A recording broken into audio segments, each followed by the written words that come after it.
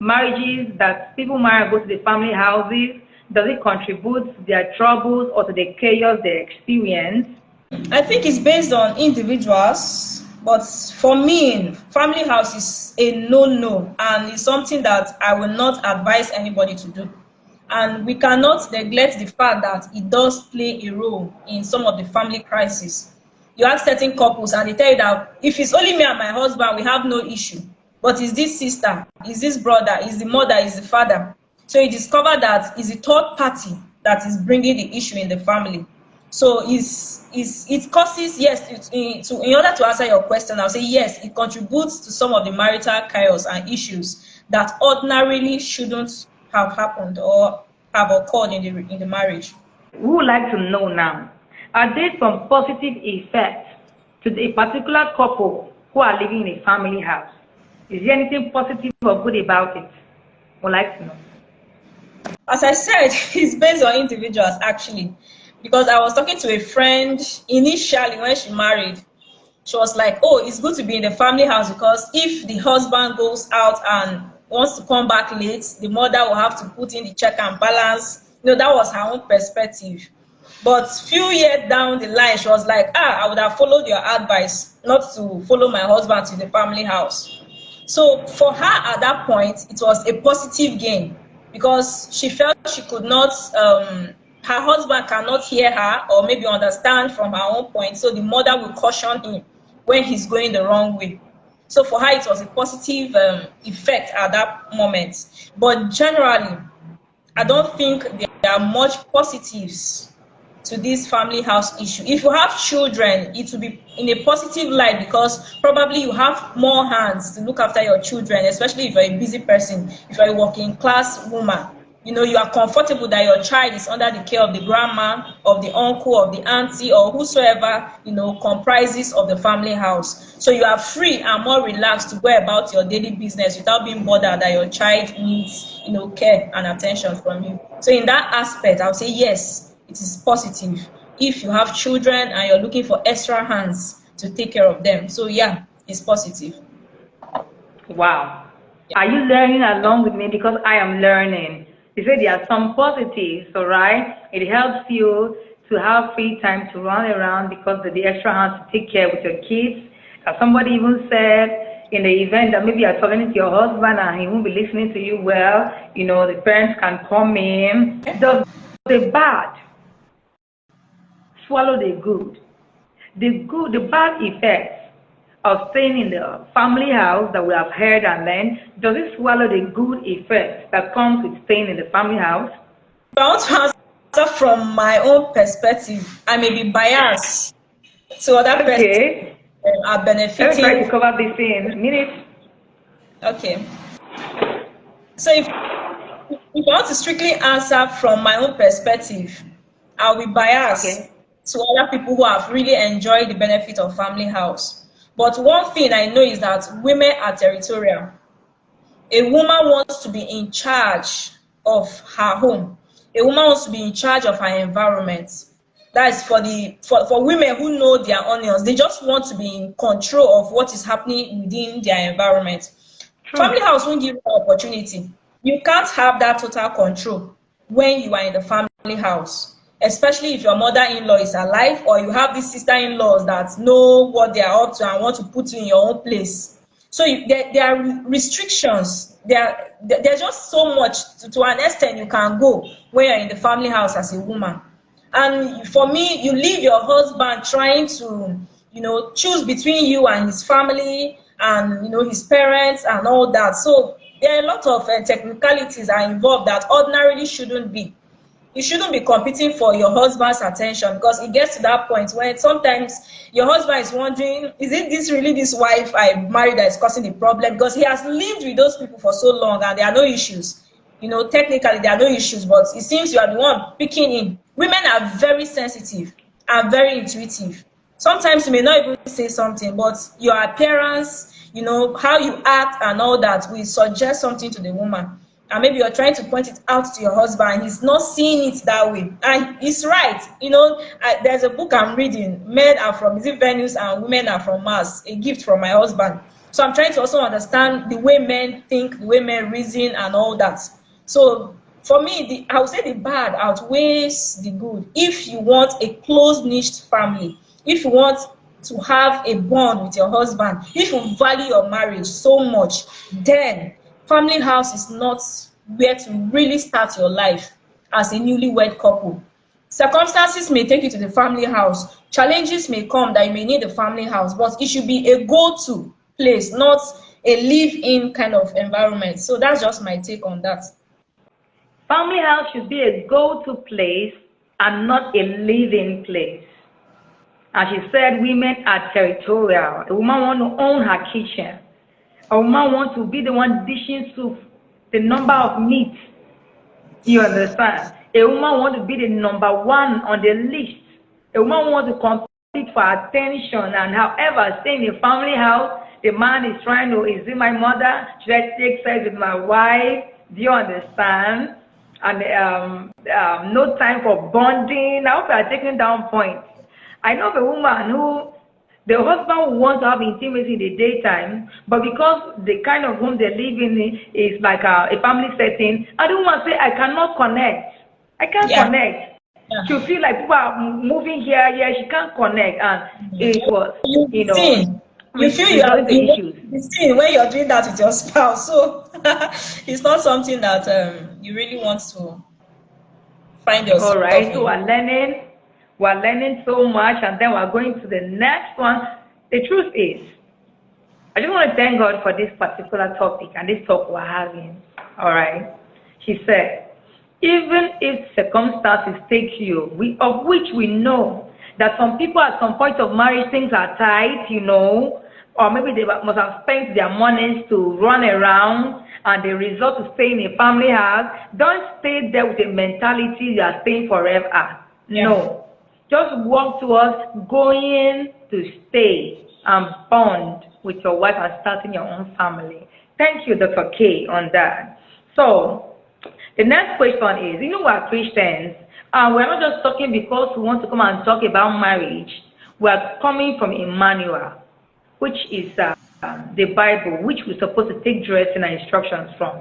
Are there any scriptural injunctions or examples as to why you think that family house should not be a place for, newlyweds? Yeah, from Genesis, if you read, as a Christian, and I believe in the foundation, because the Bible says, if the foundation be broken, what will the righteous do? Most of the issues we have in marriages are foundational. If you get the foundation right, then you have already solved 50 or 60% of marital issues. It doesn't mean they won't come. No matter how firm a foundation is, there will still be turbulence, there will still be the thunder, there will still be the rain, there will still be whatsoever it is. But if the foundation is strong, the house or the marriage still stands.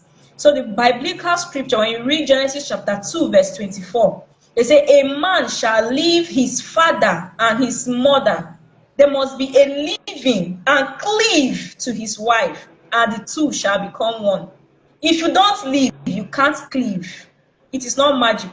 And in that kind of environment, then you cannot live totally, because you are still entangled. You are still sharing yourself. Not as if when you're out of the family house, you don't regard your family members. No. In fact, for me, I tell women that if you're with a husband and he's not in good terms with his relations or his siblings and his mother, work it out. It shouldn't be. A woman shouldn't separate a man from his family. No. Instead, you should even build on it and hold it, and it should be firm. If the marriage or if the family were, if they were in chaos before you came, make sure that there is peace in that home. But in this circumstance we are talking of, Genesis chapter 2, verse 24, a man must leave your father and your mother. You must leave to cleave. If you don't leave, that environment as well is the living. Even if it's one bedroom, if you cannot afford a very good, just one face me, I face you. Just live and cleave with your wife there. It brings unity. It brings bond. You know who your wife is. You can vouch for her, or even for your husband if that's the situation. There are things that your spouse should hear from somewhere and say, no, that can't be my wife, or that can't be my husband.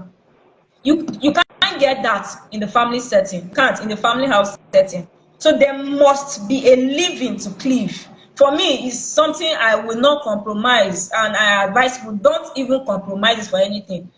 Some at initial stage is usually sweet, but I'm telling you that there are most couples that I'm talking to, and they say, if I'm to tell anybody anything, I'm telling them, please don't go to the family house. It's better sweet Wow. from the distance, better to love from the distance. So the biblical point, to answer your question directly, Genesis chapter 2 verse 24, a man shall leave his father and his mother and shall cleave unto his wife, and the two shall become one. So there must be a living to cleave. Wow. There must be a living before a cleaving. She said, if the foundation is faulty, what can the righteous do? Living to cleave, starting a home of your own is foundational. All right? So you cannot start marriage on the wrong foundation. And the Bible says, live and cleave.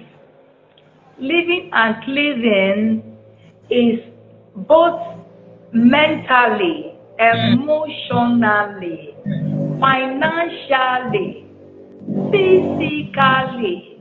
When you live physically, that's living the house. Yep. Financially, it's not your parents that dictate what you should do with your finance. Emotionally, you live. If you are a daddy or mommy boy, you have to live. You have to be your wife boy or your wife man. All right? So living and cleaving is physically, emotionally, financially, and every chalice with it. In fact, even educationally, you should be on your own. You should have a certain level of independence and all that. So that's an entire topic of its own. When you're talking about some of these things, the aspects where there must be a living to cleave, or maybe the compatibility checks, where you must check in order to meet your spouse, or how you can work those things out. Okay, so thank you so much, that DR. It takes us to the next point. I'm going to read the way I wrote it down. In a situation where this light of not staying in the family house after marriage just hits the woman after she's married and already staying in the family house with her husband. If she receives this light shared with the husband, and the man is adamant, he does not buy into the idea, and it leads to chaos, what would be your counsel to these particular people who are staying in the family house but in chaos now? Okay. I think my counsel to such persons, if you're currently in the family house and you are done, it's women that most often than not are done, and you are done being in the family house, please just give your husband time. Let him also understand from where you're coming from. I'm personally somebody that I believe so much in agreement. Amos chapter 3 verse 3 made us understand that can two work together except they be agreed. There's a situation that says that two of you must agree on a certain direction in order to know where you're going to. So it is important that in as much as you found yourself in that environment, give your husband time. Pray for him, counsel him. If it's finances that he doesn't have, whatsoever the situation is, let him buy into the idea. Let him understand from your own perspective. Because once you go out of your way, to leave the house and he's not in support of it also tends to disobedience. Except if your life is threatened, that one, you can just run for your life. But if it's other issues that are just surrounding it, you can manage it. But as it's somebody who is in the shoe that really understands what he or she is passing through. So for me, if you are there, if you're in the family house and your husband is not seeing reason why you should leave, please just endure for the time being as you'll be enduring, and let him see reasons or a reason why people should leave the family house. Pray that a reason should occur such that he will see it and he'll be evident, and he will agree with you that it is high time we move out of the family house. When you read 1 Peter chapter 3 verse 1 and 2, you'll see where they said women should behave in such a way that their actions and their behaviors will change their husbands. I'm sure in this case, if you're looking at it, it's even the ungodly men, maybe for women who are Christians and have married ungodly men. So if you apply this principle in your home, It is always good. If you see a light and your husband is still in the dark, so to say, or your wife is still in the dark, it is always good to pray that the other persons align so that there will be agreement in what people are doing. It brings about blessings. God honors the marriages just so much, and the unity in the home is very, very important. So if you're there right now and you are tired of it, please just be patient with your husband. Pray, as I said, just pray that a situation will come up when he will say it's enough, but don't force your way out. Just enjoy so that people will be on the same page. It's always easier to fight battles when husband and wife are reasoning on the same page and are together. Wow, this was just stood out for me, and I'm going to reiterate it. So, adventure, you receive the light as a woman, and your husband does not. Don't fight. No kitty kitty kata kata kata. Don't fight. All right. There should be a way and manner of presentation physically from your own side. All right. There should be a way and manner of presentation, because maybe by your conduct and all those things, the man will feel like. But even at that level, if the man who greets is saying blind, pray about it. May God cause kafara. When we open the eye, then you see that okay, it's not going to stay in a family house. Agreement is a watchword. When people agree together on something, there's much power and there's much growth. So that's that. Thank you so much. Then we're rounding up already. Finally, man, what would be your advice to the singles, those who are intending to marry? What would be your advice generally to them as relating with this topic? In regarding living in family house after wedding, please, my genuine counsel is a no, no, no.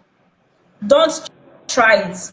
No matter how sweet your mother-in-law is, no matter how sweet your father-in-law is, no matter how sweet your in-laws are, please, sweetness and love sometimes with extended family is sweeter from a distance. See finish, na dey cause wahala. Once you enter there, there's this syndrome of see finish. That small respect they have for you and that small love you also have for them will just vanish in the air, and it will become endurance. It leads to anger. So love from a distance is sweeter with the in-laws. You don't need to be in their faces for you to show them that you love them.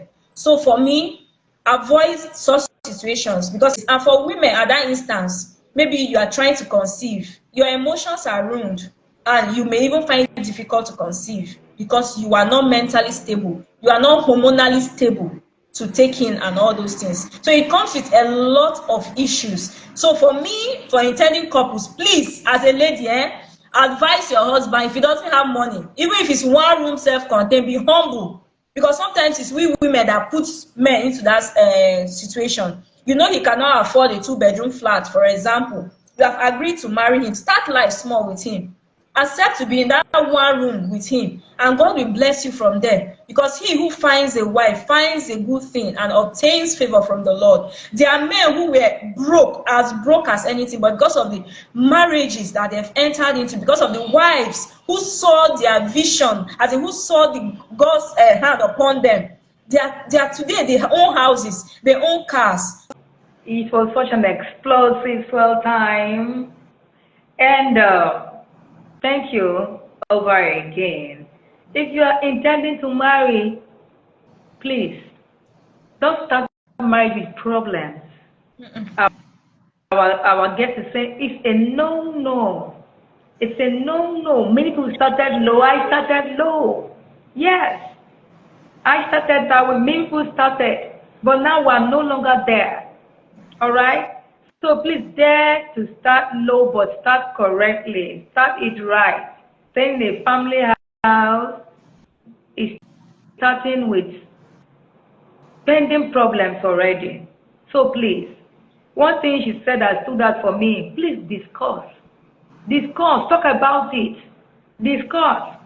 And it should happen before the marriage. Yeah. Let me chip in this. Some people will tell you after 1 month we'll pack out.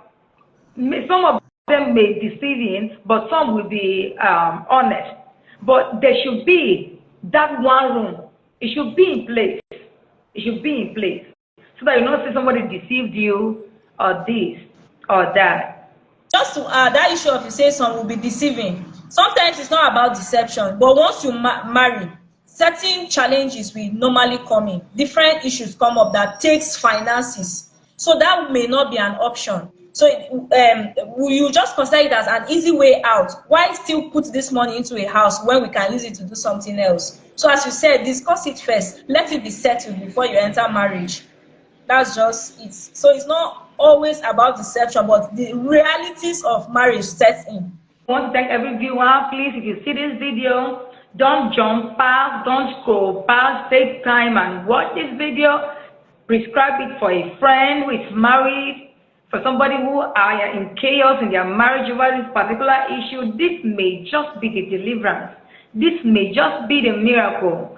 Share the video, drop comments, and thank you. This is Dr. Cardon. She's on Facebook as Dr. Cardon Cassie. You can check her out on her page. You can follow her for more of such good counsels, and God will bless you as you do that already. So we have come to the end, and we want to say bye. Bye.